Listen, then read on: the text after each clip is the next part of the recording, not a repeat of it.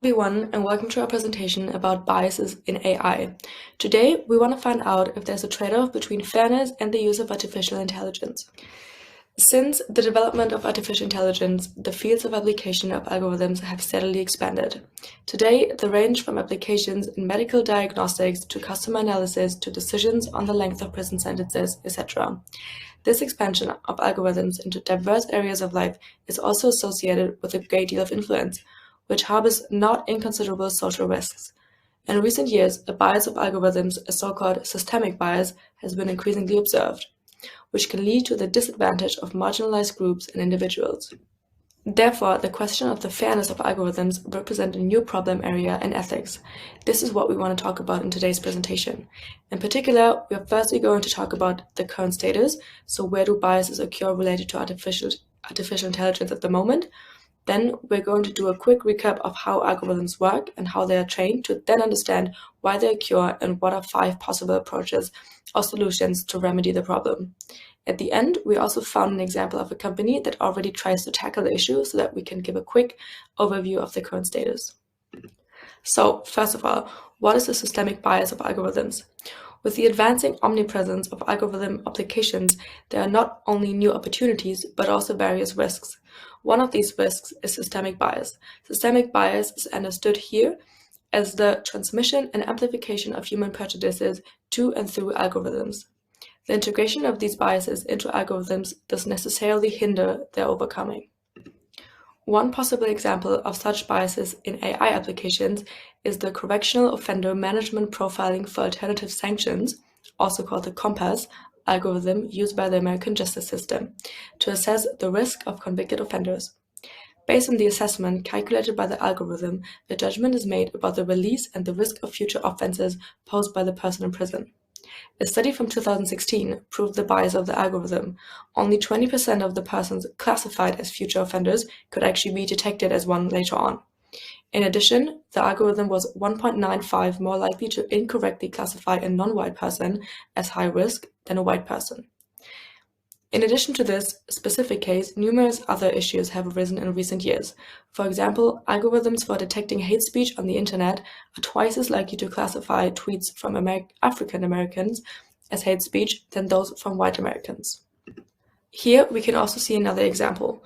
Google Images algorithm shows mostly men when simply searching for the search keyword professional haircut, whereas the search for unprofessional haircut shows mostly women and mostly women with Afro-American background. So we now saw that there is indeed a problem with prejudices integrated in algorithms.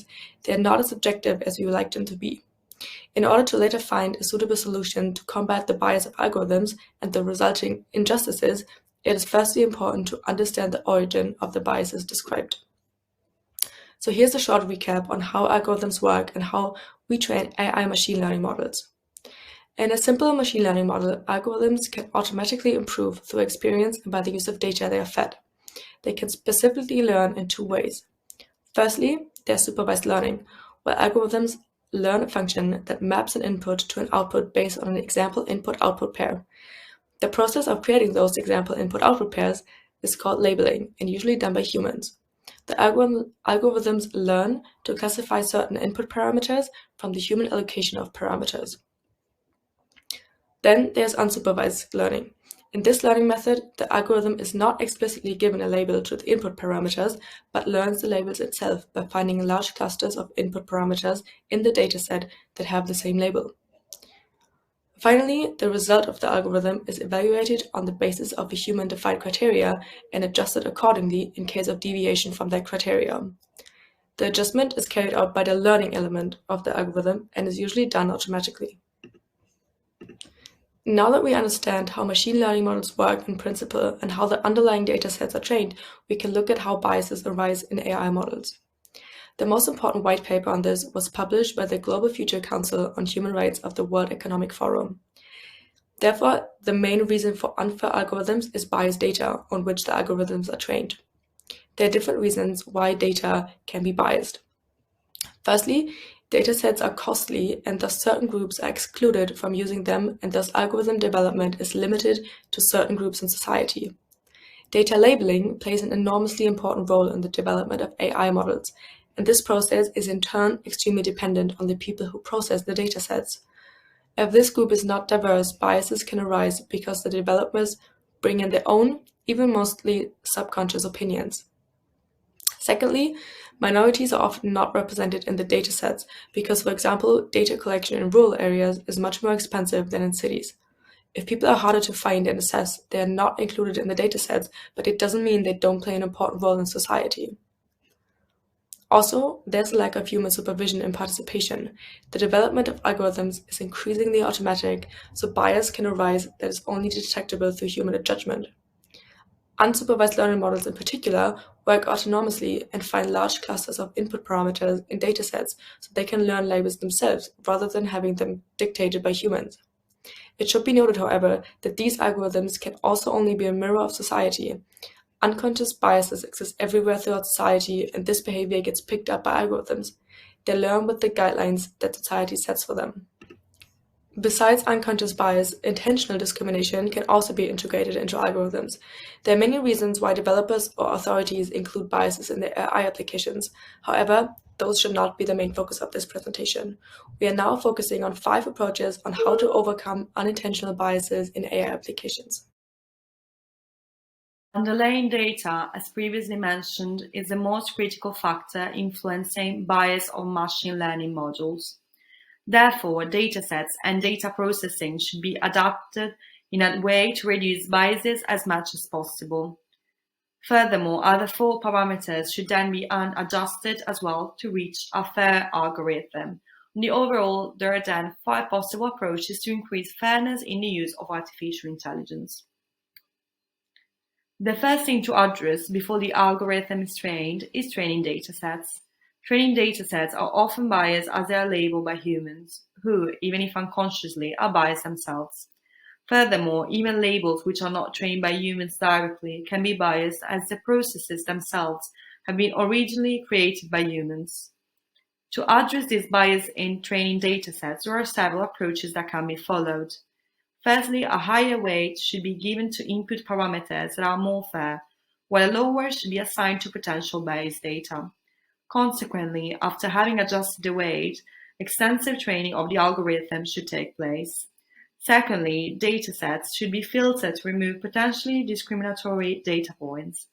Finally, the imbalanced datasets can be more balanced following these 3 strategies: collecting more data points of underrepresented class by sampling, and at the same time reducing the number of data points of overrepresented classes. Otherwise, synthetic data points can also be generated for underrepresented classes. Lastly, the kernel-based method refers to the phase in the algorithm development in which the algorithm learns from the input parameter label pairs. Initially, this was done by explicitly assigning labels by humans. However, with this method, algorithm can learn the matching input parameter label pairs independently. This could limit human bias in the allocation of labels. Another approach refers to increasing transparency in AI through the improvement of documentation procedures. Currently, there is no standardized documentation process in the artificial intelligence field. A possible solution would be the datasheets for datasets, which contain information about the origin, collection, and use of data. This would reduce bias in several ways. Creators of datasets would have to reflect on their own work and will have to recognize bias in their data or during the data collection process. Then users can better assess the suitability of the data for their research. Finally, using these standardized datasheets would improve the transparency of the algorithm and would include perspective from different stakeholders on whom the use of the algorithm would have an impact. The metrics for fairness measurement can also be used to reduce bias algorithm in AI.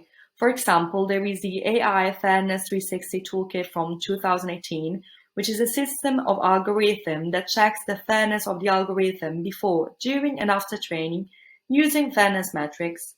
These metrics calculate, for example, the difference between the error rates of the data points of disadvantaged groups and those of the whole group. Algorithms should then be improved so that the fairness metrics are optimized. A mean review of developed algorithms by different programmers with different backgrounds could detect and reduce unwanted human bias. Today, less than a quarter of authors and professors working on AI are women, and only 5% of workers in the field are non-white. Governments and intergovernmental organizations such as the OECD are also working on guidelines to ensure ethical AI procedures. However, the efforts are still in the early stages and do not include concrete recommendations for action yet. The most widespread ethical self-commitment statement is the Ethical Guiding Principles of the FAZML organization, which stands for Fairness, Accountability, and Transparency in Machine Learning. Numerous well-known researchers support this, including Stephen Hawking. Some of the core values of the FAZML are the responsibility of developers for the moral consequences of the algorithm, the necessity of aligning AI with human ideals and values such as human dignity and rights, and protect people, privacy, freedom, and control. Finally, they believe that AI should benefit as many people as possible. Hello everyone, my name is Frederik. Now I'll be talking about a specific company example for minimizing data bias, and that specific company is Datasaur. So what is Datasaur? What do they do? Datasaur essentially is a text labeling software company that helps other companies improve and effectivize their machine learning models. Datasaur works primarily within the NLP side of AI, which stands for natural language processing. And I think to fully understand Datasaur and what they actually do, let's take a look at what NLP is, or natural language processing. So what is natural language processing? Well, it is the linguistics side of AI that deals with the interface between computers or software and human language. And the ultimate goal of NLP, or natural language processing, is to create software that is capable of understanding, extracting, and categorizing different types of content, and also the different nuances of human language. Today, we see different use cases of NLP, but I think some of the ones you already might know is speech recognition and text-to-speech. I guess one that perhaps is less well known is tokenization, and what that is basically separating continuous text into separate words. And now, of course, this is easy to do in languages like English, as words already are separated by spaces, for example. And you can see this, the brackets here clearly show the separation between the words, but in character-based languages, for example, like Chinese or Mandarin, they use tokenization extensively because phrases can have several consecutive characters to describe one topic. An example here could be when you want to say Malaysian Mandarin, which is Malaysia. The tokenization part of the NLP model should recognize this as the country Malaysia and not as a horse that comes to Western Asia, as the individual words otherwise would imply. So for the specific company example, Ivan Lee, the CEO and founder of Datasaur, he was previously an AI developer at Apple, and he was the one working on Siri, for example. And he was asked, well, is Siri racist? And since they've been training and building this AI model, they started to notice that it's basically a mirror, and whatever people teach the machine is just a reflection of how society actually works in reality. And at Datasaur, they're basically They're basically building a platform where you can label training data and focus on a specific branch that is related to text and human language. And this enables people to account for language nuance, relationship between entities, etc. So as you can see in the specific example here on the left side, this is their actual interface. You load in your text. In this case, it's a CNN article, and you can label different words and phrases in regard to their specific category. For example, CNN would be labeled as an organization, the Caribbean island would be labeled as a location, etc., etc. Now, what is smart about this is actually they give people the opportunity to assign and label relationships between two words or phrases. So this, for example, could be important if you have both Guangzhou and China in the same text. They will both be labeled as locations, but the model can't necessarily distinguish between the relationship between the two locations. So you can add a sub-label to express the relationship between the two entities, so the model knows that Guangzhou is a location that belongs to China. So that China would be the parent entity. And you might be thinking that it might be a laborious task to label every entity in a paragraph, but luckily Datasaur has their own built-in AI to predict labels for a text. And the good thing is you can correct and modify the labels if the AI model doesn't correctly predict the labels or the relationships between the different entities. So this way companies can ensure that their NLP model is as accurate as possible.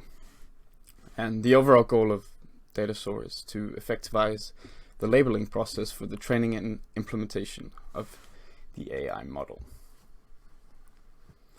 So to conclude our presentation, we've discussed different areas such as the development of AI, data bias, and how to approach and minimize it. We've talked briefly about NLP, and we've talked briefly about Datasaur and their approach to minimizing data bias. And we can conclude that algorithms, they're often biased in part because of the data. It relies on interactions between humans, and in part because of interactions between humans and computers. Now, people are inherently prejudiced, and AI is simply a mirror of human interaction, so the models will involuntarily reflect those prejudices. And by following some of the approaches we discussed earlier, bias can be minimized and a more fair system or fair model can be achieved. It is perhaps important, however, to acknowledge that eliminating bias is completely impossible. But with different tools and companies like Datasaur working on improving the accuracy of AI models, bias can be understood to a greater extent and can thereby be reduced considerably.